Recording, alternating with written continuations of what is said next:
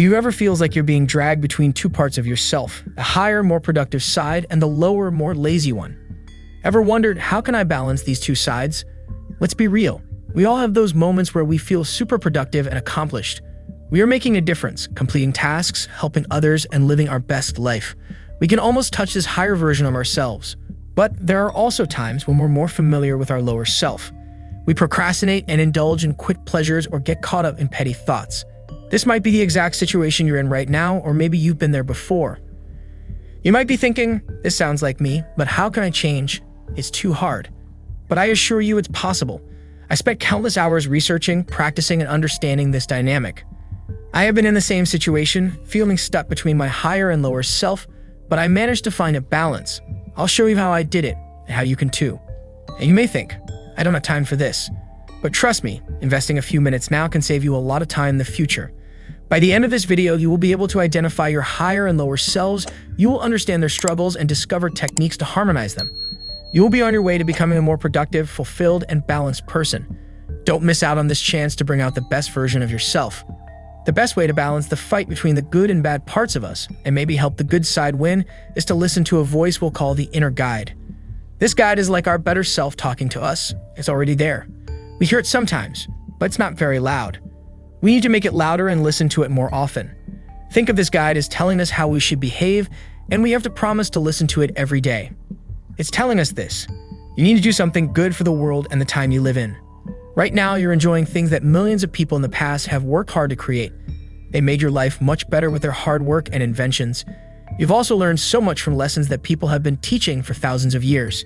It's easy to forget this and think that everything just happened on its own and you have the right to use all these things. But that's how spoiled kids think, and you should be ashamed if you find yourself thinking that way. The world always needs to get better and change. You're not here just to satisfy your wants and use what others have made, but to create and give back too, for a better reason. To be the best you can be, you need to find what's special about you. Don't always listen to what others say about who you are or what you should like or dislike. You should decide that for yourself.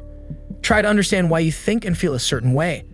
It's important to know your natural likes, dislikes, and interests. Every day, work on getting better at the things that are a part of your unique personality. You can add to the world's diversity by creating something that shows how special you are. Be proud of what makes you different. Feeling sad sometimes might mean you stop listening to your own voice.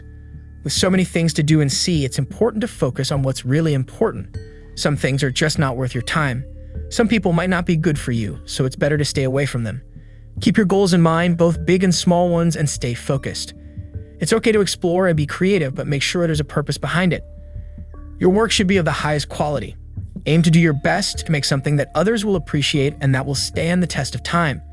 If you fall short, you might disappoint people and feel bad about it. To keep up these high standards, you need to be disciplined and work hard. Pay close attention to the small details in your work and know that effort is really important. The first idea that pops into your head might not be the best one.